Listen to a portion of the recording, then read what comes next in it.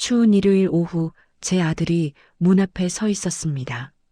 문을 열었을 때 저는 그 자리에 주저앉고 말았습니다. 계절보다 훨씬 얇은 옷차림으로 찬 바람을 맞으며 3시간을 걸어온 제 아들이 문 앞에 서 있었습니다. 아이의 어깨는 눈에 띄게 웅크러져 있었고 숨을 쉴 때마다 작은 몸이 떨리고 있었습니다. 온몸이 꽁꽁 얼어붙어 바들바들 떨고 있는 아이를 부둥켜 안는 순간 저는 더 이상 버틸 수 없었습니다. 그 자리에서 목 놓아 울었습니다. 아이는 제 품에 안겨 가느다란 목소리로 말했습니다. 엄마가 또 맞을까봐 걱정돼서 왔어. 그 한마디에 제 다리가 풀렸습니다. 아이의 숨결은 얼음처럼 차가웠고 손은 돌처럼 굳어 있었습니다. 아이의 손을 감싸 쥐자 그 차가움이 제 가슴으로 그대로 전해졌습니다. 저는 아이의 등을 쓸어내리며 연신 말했습니다. 이제 괜찮아. 엄마 여기 있어. 괜찮아. 그 말은 아이에게 들려주기 위한 말이었지만 사실은 제 자신에게도 꼭 필요했던 말이었습니다. 그날 밤 아이는 한참을 울다 제 품에서 잠이 들었습니다. 잠든 뒤에도 아이는 제 옷자락을 놓지 않았습니다. 혹시라도 다시 혼자가 될까봐 손에 힘을 주고 있었습니다. 사실 저는 아들이 7살이 되던 해 아이와 함께 집을 나왔습니다. 아이 아빠는 알코올 중독이었고 술만 마시면 사람이 달라졌습니다. 아이 앞에서 저를 습관처럼 폭행했고 다음 날이면 아무 일도 없었다는 듯 고개를 돌렸습니다. 술에 취한 밤이면 집안에는 욕설과 비명이 뒤섞였습니다. 아이의 울음소리는 늘 그 뒤에 따라왔습니다. 아이는 방문 뒤에 숨어 숨을 죽인 채 그 모든 장면을 지켜봐야 했습니다. 그때마다 아이의 어깨는 점점 더 굳어갔습니다. 아이는 그 충격으로 지금도 가끔 잠결에 몸을 떨며 경기를 일으킵니다. 자다 깨서 저를 찾으며 울던 밤들이 아직도 제 머릿속에 선명합니다. 어느 날 밤 더는 견딜 수 없어 저는 짐을 싸 아이의 손을 잡고 도망치듯 집을 나왔습니다. 집 안에는 아직 술 냄새가 가시지 않았고 깨진 컵 조각이 바닥에 흩어져 있었습니다. 아이는 아무 말도 하지 않은 채 제 손을 꼭 붙잡고 있었습니다. 계단을 내려오는 동안 아이의 숨소리는 점점 거칠어졌고 혹시라도 뒤에서 발소리가 들릴까 저는 숨조차 크게 쉬지 못했습니다. 밖으로 나오자 찬 공기가 얼굴을 때렸지만 아이의 손은 유난히 뜨겁게 달아올라 있었습니다. 그 작은 손을 놓는 순간 다시 그 집으로 돌아가야 할 것만 같았습니다. 그래서 저는 끝까지, 정말 끝까지 아이의 손을 놓지 않고 걸었습니다. 도망칠 곳은 친정밖에 없었습니다. 우리 친정은 산골의 탄광촌 마을이었습니다. 아버지는 평생 막장에서 석탄을 캐며 가족을 먹여 살리신 고단한 광부이셨습니다. 퇴근 후 집에 돌아오면 얼굴과 손에는 늘 검은 탄가루가 묻어 있었습니다. 허리는 이미 깊게 굽어 있었고 기침 소리는 해마다 깊어졌습니다. 가난한 집안 형편에 보탬이 되고자 저는 고등학교를 졸업하자마자 도시로 나와 공장 일을 시작했습니다. 기계 소음 속에서 하루 12시간을 버티며 살았습니다. 그곳에서 만난 같은 공장 총각과 서둘러 가정을 꾸렸고 예쁜 아들이 태어났을 때 저는 세상을 다 가진 줄 알았습니다. 하지만 행복은 오래가지 않았습니다. 남편은 하루가 멀다 하고 술에 취해 지냈고 알코올 중독이 된 그는 손찌검을 일삼았습니다. 어린 아들이 보는 앞에서도 폭력은 멈추지 않았습니다. 아이가 울며 매달려도 주먹은 멈추지 않았고 그 장면은 아이의 마음에 깊은 상처로 남았습니다. 더 이상 견딜 수 없어 아이를 품에 안고 친정으로 돌아갔지만 가난한 탄광촌에는 제가 할 수 있는 일자리도 아이를 먹일 여유도 없었습니다. 겨울이면 연탄 하나로 하루를 버텨야 했고 아이의 얼굴은 점점 말라갔습니다. 결국 저는 아이를 노모에게 맡기고 다시 도시로 나왔습니다. 숙식이 제공되는 식당에서 일을 시작했고 불 앞에 서서 하루 종일 설거지를 하며 손마디가 갈라져도 멈출 수 없었습니다. 오로지 아이의 양육비를 벌겠다는 마음 하나로 버텼습니다. 한 달에 딱 한 번 쉬는 날이면 버스를 타고 친정으로 달려갔습니다. 아이는 제 옆에 꼭 붙어 잠이 들었고 잠결에도 제 옷자락을 놓지 않았습니다. 저는 아이의 숨소리를 들으며 밤새 눈물로 베갯니들 적셨습니다. 돌아오는 버스 안에서는 창밖만 바라보며 다시 울었습니다. 그러던 중 주변의 소개로 초등학생 아들이 있는 사별한 부유한 남자와 재혼의 기회가 생겼습니다. 아직 30도 안 된 나이가 아깝다는 주변의 말과 아이 양육비를 책임지겠다는 약속 앞에서 저는 흔들렸습니다. 이것이 아이를 위한 선택일까 수없이 고민했지만 가난 앞에서 저는 너무 작아져 있었습니다. 그렇게 저는 새로운 가정으로 들어갔고 남편의 아들을 제 친자식처럼 정성껏 키우기 시작했습니다. 하지만 화려한 집에서도 밤마다 불을 끄면 두고 온 아들의 얼굴이 떠올라 숨죽여 울었습니다. 아이가 혼자 밥을 먹지는 않는지, 밤에 또 경기를 하지는 않는지 매일같이 같은 걱정을 반복했습니다. 친정엄마는 저의 새 인생을 위해 아이를 보내지 않겠다고 하셨고 저 또한 찾아오지 말라는 말에 고개를 끄덕일 수밖에 없었습니다. 그 고개 끄덕임은 제 인생에서 가장 무거운 선택이었습니다. 그렇게 죄인이라는 낙인을 스스로의 심장에 새긴 채 꼬박 1년이라는 시간이 흘러갔습니다. 남들은 시간이 약이라 말하고 세월이 가면 무뎌지는 게 그리움이라 합디다. 하지만 제게 흐르는 시간은 그저 숫자가 바뀌는 시계의 눈금일 뿐이었어요. 몸은 화려하고 따뜻한 새 집에 머물고 있었지만 제 영혼은 아이의 손을 놓쳤던 그 시린 골목 끝에 화석처럼 굳어 멈춰 있었습니다. 사람들 앞에서는 애써 입꼬리를 올리고 행복한 재혼 생활을 하는 척, 아무렇지 않은 척 연기를 했습니다. 맛있는 음식을 먹을 때면 우리 아이는 지금 찬 밥덩이를 물에 말아먹고 있지는 않을까 하는 생각에 목이 메어 숟가락을 놓아야 했고 따뜻한 이불 속에 누울 때면 그 좁고 차가운 방에서 엄마 옷자락 대신 베갯니들 쥐고 울다 잠들지는 않았을까 싶어 심장이 갈갈이 찢겨나갔습니다. 웃고 있는 순간에도 제 눈은 늘 허공을 헤맸습니다. 길을 걷다 아이 또래의 남자애만 보아도 숨이 턱 막혀 주저앉고 말았죠. 제 마음 한편에는 늘 커다란 구멍이 뚫려 있었고 그 속으로는 차가운 탄광촌의 새벽바람이 쉼없이 들이쳤습니다. 잘 지내는 척하는 날들조차 사실은 지독한 외줄타기였어요. 아이를 두고 혼자만 따뜻한 곳으로 도망쳐왔다는 그 자책감이 매일 밤 제 목을 죄어오는 가느다란 올감이 같았습니다. 1년이라는 시간 동안 저는 단 한순간도 편히 숨을 쉬어본 적이 없었습니다. 그리고 어느 추운 겨울밤이 찾아왔습니다. 일요일 밤 갑작스러운 초인종 소리에 문을 열었을 때 저는 다시 그 자리에 주저앉고 말았습니다.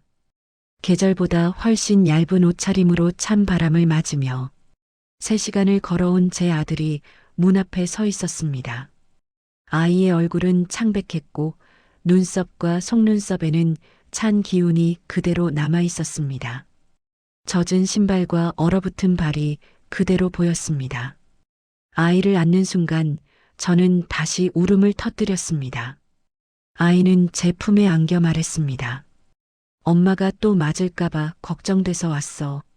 그 말은 원망도 아니었고 바람도 아니었습니다. 그저 아이가 품고 온 단 하나의 걱정이었습니다. 아들은 엄마가 떠난 그날부터 단 한순간도 그 자리에 있지 못했습니다. 혹시라도 바람소리가 들리면 엄마가 온 게 아닐까 싶어 대문 밖을 수십 번씩 서성였습니다. 돌아오는 건 차가운 산바람과 굽어버린 할머니의 깊은 기침 소리뿐이었습니다. 아이의 어린 머릿속에는 술 취한 아빠의 고함과 엄마의 비명이 문신처럼 새겨져 있었습니다. 피냄새 섞인 거실의 공기와 발밑에서 부서지던 유리 조각들이 아이의 밤을 매일 괴롭혔습니다. 내가 없으면 엄마가 또 맞을 텐데 이제 엄마는 누가 지켜주나 하는 공포가 그리움보다 컸습니다. 그 작은 가슴을 짓누르는 걱정 때문에 아이는 잠시도 마음 편히 잠들 수 없었습니다. 결국 아이는 할머니가 집을 비운 틈을 타 장롱 밑 깊숙한 서랍을 뒤지기 시작했다고 했습니다. 그곳에서 엄마가 몰래 보낸 꼬깃꼬깃한 편지와 낯선 주소가 적힌 종이를 찾았습니다. 아이는 그 종이를 잃어버릴까봐 품 안 깊숙이 쑤셔넣고 몇 번이나 손으로 확인했습니다. 세뱃돈으로 받아 장판 밑에 숨겨두었던 단돈 몇천 원이 아이가 가진 전부였습니다. 할머니에게 인사도 못한 채 무거운 책가방 대신 엄마를 향한 간절함을 짊어지고 길을 나섰습니다. 산골 마을에서 읍내 나가는 버스를 타는 것부터가 아이에게는 거대한 벽이었습니다. 버스 창문에 이마를 대고 아이는 쉼없이 엄마 조금만 기다려라고 주문을 외웠습니다. 낯선 도시에 도착해 집채만 한 건물들 사이에서 길을 잃을 때마다 심장이 터질 것 같았습니다. 까맣게 때가 탄 주소 종이를 내밀며 길을 지나가는 어른들에게 수십 번씩 길을 물었습니다. 때로는 무관심한 어른들에게 무시당하고 막다른 골목에서 혼자 울음을 삼켰고, 하지만 엄마가 보고 싶다는 생각 하나에 아이는 다시 눈물을 닦고 일어났습니다. 버스비가 떨어지자 이제는 오직 붓고 터진 작은 두 다리에만 의지해 걸어야 했고, 얇은 잠바 하나로 겨울의 문턱에 선 칼바람을 막기엔 너무나 역부족이었습니다. 3시간을 걷는 동안 젖은 운동화 속 발가락은 이미 감각을 잃어버렸고, 어두운 밤길 가로등 불빛 아래 비친 제 그림자를 친구 삼아 쉼없이 한 걸음씩 내디뎠습니다. 엄마가 지금 또 맞고 있으면 어쩌나 하는 걱정이 발바닥의 물집보다 더 아팠습니다. 추위보다 무서운 건 엄마를 다시는 보지 못하게 될지도 모른다는 두려움이었습니다. 길가의 핀 서리꽃보다 더 창백한 얼굴로 마침내 약도 속에 그 낯선 대문 앞에 섰습니다. 초인종을 누르기 전 아이는 차가운 손을 비비며 몇 번이나 굳은 숨을 몰아쉬었습니다. 그 작은 몸으로 감당하기에는 너무나 아득하고 잔인한 길이었습니다. 아이에게는 세상 그 무엇보다 엄마라는 단 하나의 목적지가 소중했습니다. 문이 열리는 순간 엄마의 얼굴을 보고서야 아이는 참았던 통곡을 숨으로 토해냈습니다. 아이는 그저 엄마를 지켜주고 싶어서 그 멀고 험한 길을 혼자 찾아왔습니다. 그 작은 몸으로 감당하기에는 너무 먼 길이었습니다. 그 참담한 모습을 남편과 의부바들이 거실 복도에서 말없이 지켜보고 있었습니다.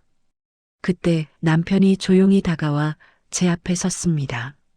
남편은 잠시 말을 멈추더니 아이를 바라보며 입을 열었습니다. 내 생각이 너무 짧았네. 남편은 아이의 차가운 손을 감싸주며 말했습니다. 이제부터는 내 아들이라고 생각할게. 그 한마디에 저는 그 자리에 무너져 내렸습니다. 그날 이후 아이는 다시 제 품으로 돌아왔습니다. 처음부터 모든 것이 자연스러웠던 것은 아닙니다. 이 집에는 이미 형이 있었습니다.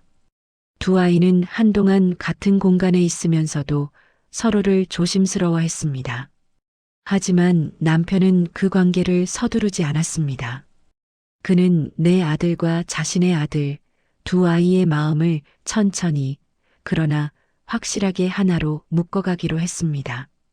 억지로 형제애를 강요하지 않았고, 먼저 친구가 되도록 도와주기로 마음먹었습니다. 주말마다 함께 공을 차게 했고, 비 오는 날에는 거실에서 바둑을 함께 두었습니다.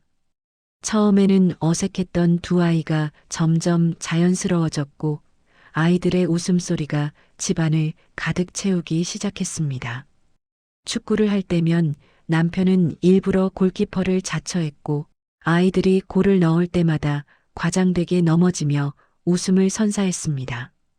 바둑판 앞에서는 진지하게 수를 가르쳐 주었지만 이기고 지는 것보다 함께하는 시간 자체를 소중히 여겼습니다.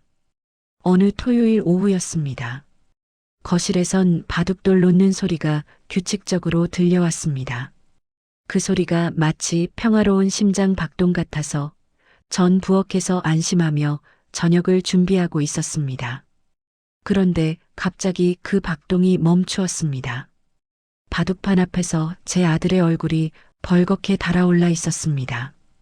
큰아이의 서툰 승부욕이 던진 가시돋친 말 한마디에 우리 아이의 눈에는 금세 눈물이 그렁그렁 맺혔습니다. 지기 싫으면 실력을 키워. 라는 그 날카로운 목소리가 공중에서 얼어붙는 것 같았습니다. 순간 가슴이 철렁 내려앉았습니다. 결국 안 되는 걸까? 피가 섞이지 않은 아이들이 형제가 된다는 건 그저 내 욕심이었을까?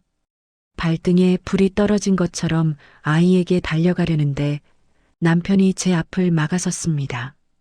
남편은 소파에서 천천히 일어나 바둑판 앞에 앉았습니다. 화를 내지도 큰아이를 나무라지도 않았습니다.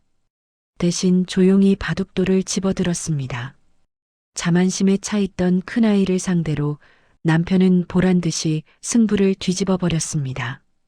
아까의 위세는 어디 갔는지 고개를 떨구는 큰아이의 뒷모습을 보며 전숨을 죽였습니다.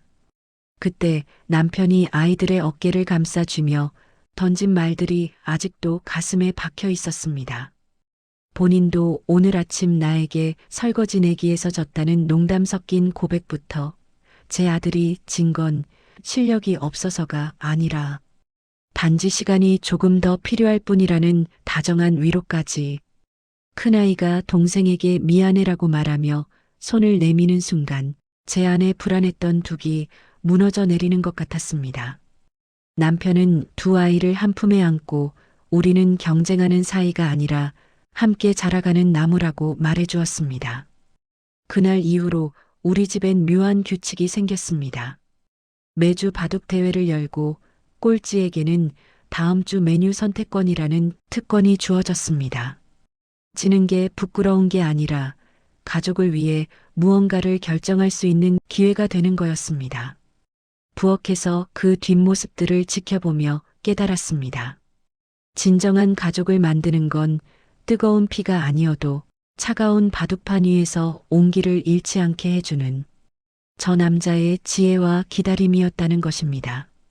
제 아들이 다시 웃으며 바둑돌을 잡는 모습 속에서 저는 비로소 우리가 살아야 할 진짜 집을 보았습니다. 내 아들과 의붓 아들은 다시 사이좋게 지내게 되었습니다. 오히려 그 사건 이후로 두 아이는 더욱 돈독해졌고 남편의 아들은 내 아들에게 바둑 실력을 정성껏 가르쳐 주기 시작했습니다. 이렇게 우리는 서로 같은 공간에서 진정한 가족으로 화목하게 지냈습니다. 저녁 식사 시간에는 오늘 있었던 일들을 나누었고 주말이면 온 가족이 함께 등산을 가거나 영화를 보러 갔습니다. 남편이 지혜롭게 관계를 잘 다져줬습니다. 그는 아이들에게 혈연보다 중요한 것이 신뢰와 사랑이라는 것을 몸소 보여주었고 갈등이 생겼을 때 비난보다는 이해로, 강요보다는 공감으로 문제를 해결했습니다. 시간이 흐르며 두 아이는 서로를 진정한 형제로 받아들이게 되었고 내 아들은 남편을 아빠라고 자연스럽게 부르기 시작했습니다. 그렇게 우리 가족은 피로 맺어진 관계는 아니었지만 사랑과 이해 그리고 인내로 더욱 단단하게 연결된 진정한 가족이 되어갔습니다. 집안에는 연필 긁는 소리와 책 넘기는 소리가 끊이지 않았습니다.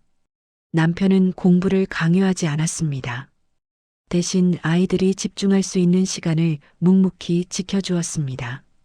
형이 먼저 책을 펴면 동생이 따라 앉았고 모르는 문제는 함께 고민하며 풀어갔습니다. 성적에 울고 웃지 않는 집 분위기는 아이들을 조급하지 않게 만들었습니다.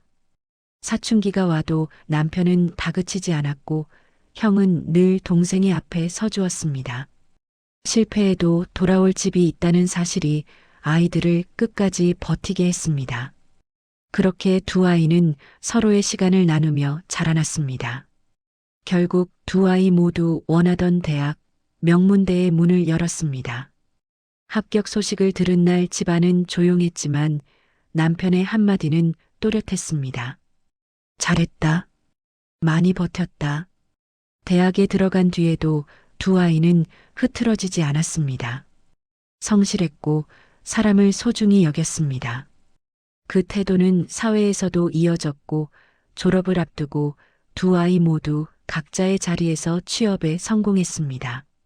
그리고 오늘 막내인 아들이 대기업에 입사해 첫 월급을 받아온 날이 되었습니다.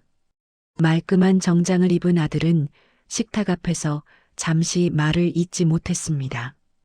그리고 평생의 은인인 아버지 앞에 무릎을 꿇고 고개를 깊이 숙인 채 말했습니다. 아버지, 그때 그 추운 겨울에 저를 받아주지 않으셨다면 지금의 저는 없었을 거예요.